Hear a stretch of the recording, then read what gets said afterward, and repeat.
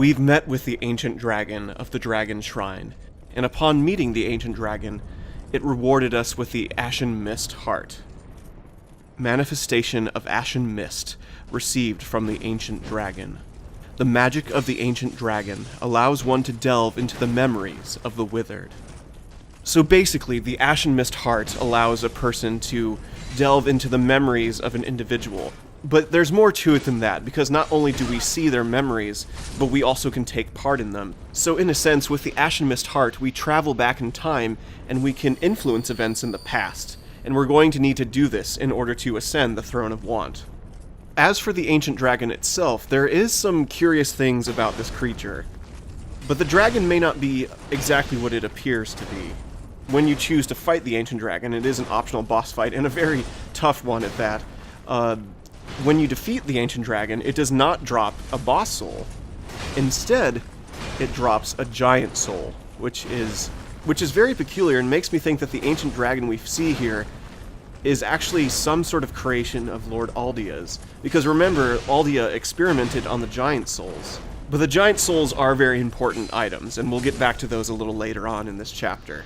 So whether the ancient dragon is a reincarnation of its former self through the giants, or it's actually a giant just transformed into an ancient dragon, it's hard to say. It's kind of up to us to decide on that, but some very cool lore and story bits there about the ancient dragon, and we'll learn even more about the ancient dragon with the Ashen Mist Heart. So we'll get to that a little bit later on as well. So for the moment, we're going to ascend into another part of the Dragon Shrine and obtain the Petrified Dragon Egg.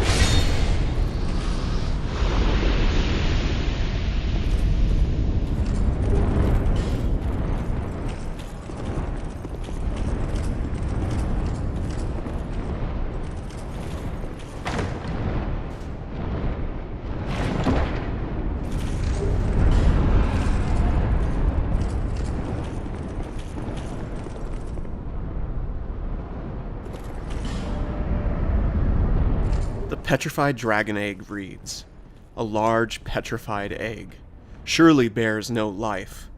Eggs are vessels that harbor life itself, and symbolize the deepest secrets of existence. But what does a petrified egg harbor?" And we never get a real true answer to that, but there But I think it's interesting to note that there is another significant egg-like object in one of the expansions for Dark Souls 3, so this isn't the only time in the series that this idea crops up. But the main reason we want to obtain this item is so we can be granted access to one of the covenants in the game, and that is the Dragon Remnants Covenant. And in order to join this covenant, you need to give the petrified dragon egg to Magarold.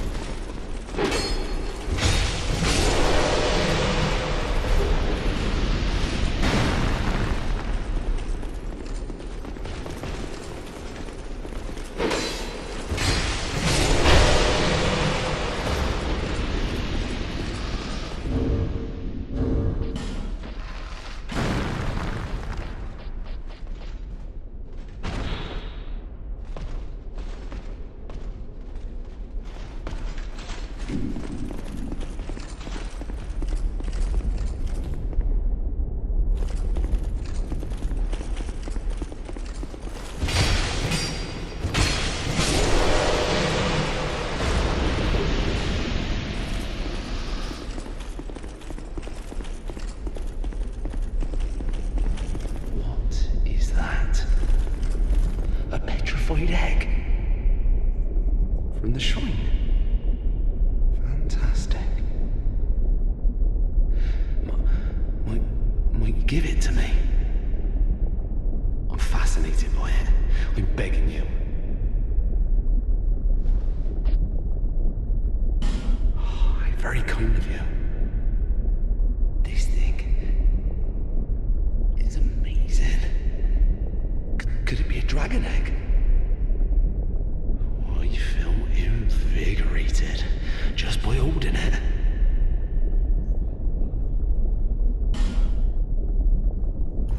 What, you again? Hey, you know that old fella with the hulking blue sword? He talks really highly of it. I got a feeling it's a fake. I didn't want to disappoint him, so I just sort of talked around it. Let me just say, there are lots of legendary swords out there.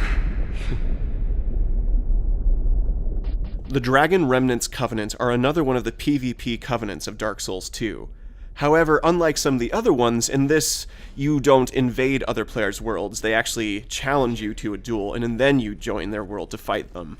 The Dragon Eye, the item used by the Covenant member, reads, "Invade a world with a dragon scale to claim the scale from its master. If our human flesh is our greatest weakness, then those who seek a form that imitates the ancient dragons are the true vanguard." And this description here points to the rewards of the Dragon Remnants Covenant, in that the further you rank up in the Covenant, the more dragon body pieces you can get, until you can get the full Black Dragon armor set that we saw in the Dragon Shrine. But you gotta be careful though before you equip that, because once you equip that armor set, you wear it until death. You cannot remove it. It's kind of like taking the dragon form in Dark Souls 1 and 3. It becomes a permanent addition to your character until you die. I've never really done the Dragon Covenant stuff that much in the Souls series, but it is a cool PvP covenant, and it's always interesting to learn more about the various covenants that players can join in this game.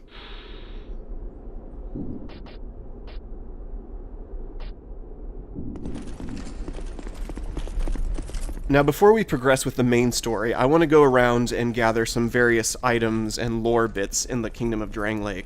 So, there's going to be a lot of hopping around in this video, but just bear with me. I'll try to keep things interesting as I talk about all the items I'm picking up and some of the enemies we encounter.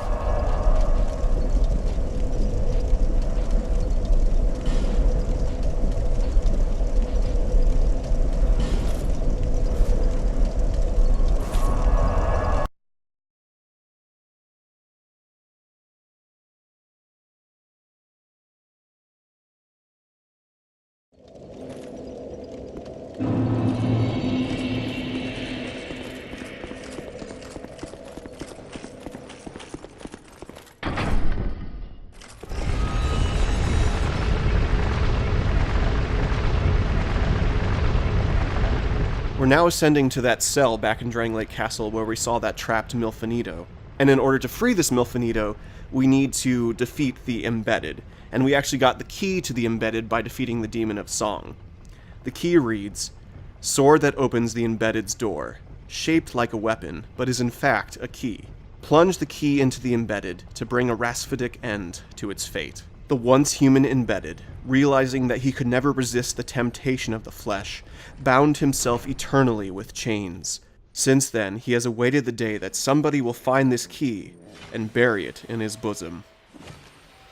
And that's about all we learn about the Embedded. It's this really bizarre and creepy little side story within the game that whether he had cannibalistic tendencies or like abusive sexual nature to him, it's not exactly explained very well, but all we know is that the Embedded was not a very nice person, and he eventually realized this, and as a form of eternal punishment, he just essentially chained himself and stay that way until someone could put him out of his misery. Maybe he couldn't actually put an end to himself and he needed someone else to do it, so that's why the key exists, and that's the only way to get rid of the Embedded.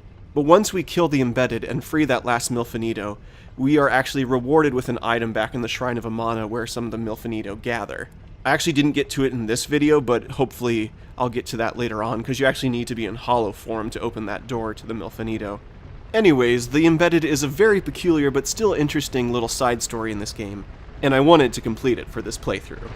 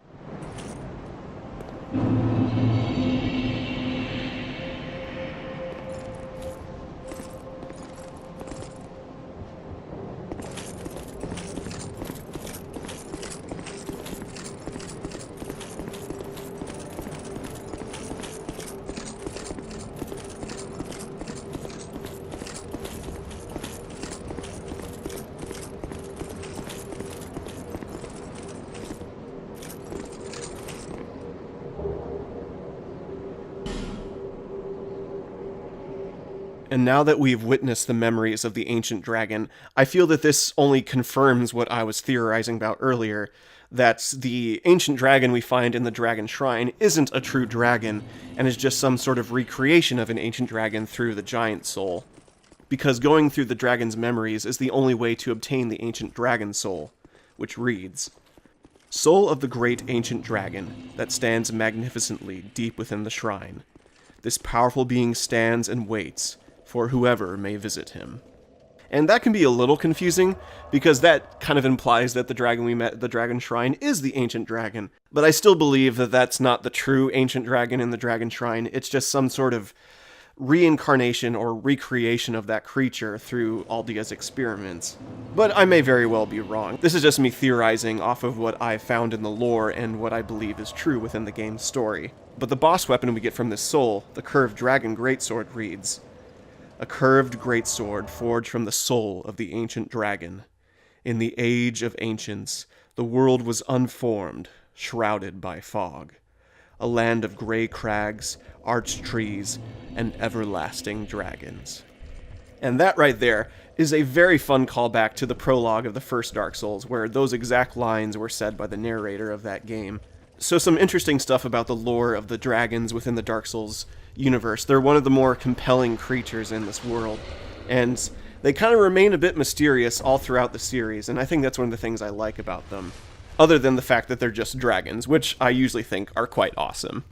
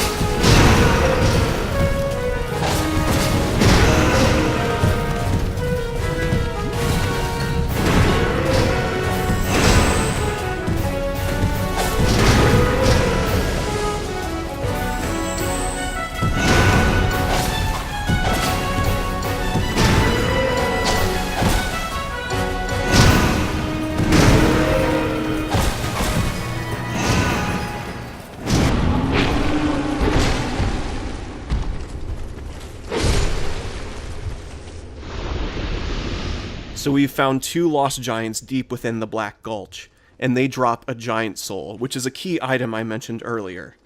The giant soul reads, "Soul of a giant who came to conquer Drangleic. Will the giant's resentment for the king be pacified in death, or only emboldened? Can be used to acquire souls, only..." And that's where the description ends.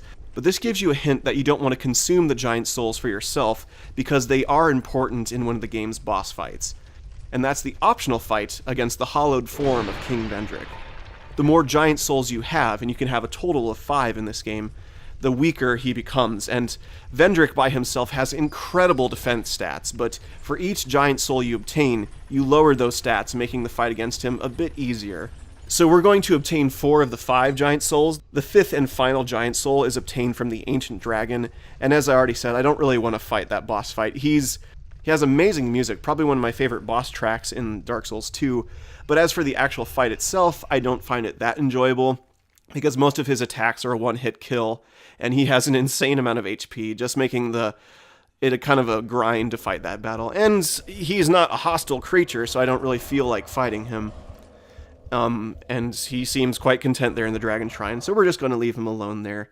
But as for the giants, they're going to be a key part of the next chapter of this playthrough series, as we delve into the memories of the giants and see more of what the war between the giants and the kingdom of Drangleic was like. But for the last part of this video, we're going to obtain a key which grants us access to one of the expansion areas, and this key will open the door to the Sunken Kingdom. Hey, what have you been up to? You want to go down that awful hole? You must have lost your marbles. Fine, sure, fine. I'm happy to be of service. You need a ladder then, sure enough. But you'll have to show some generosity. Well, really, a very generous offer indeed. Especially from you. I get such a warm feeling inside when I get the chance to help others.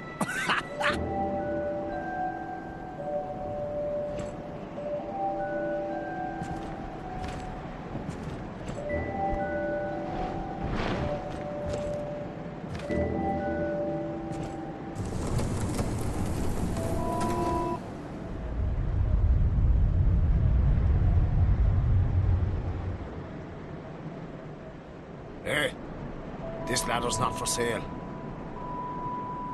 The only things I sell are miniatures. I mean, if that tickles your fancy, you can buy as many as you like. Cheers for that.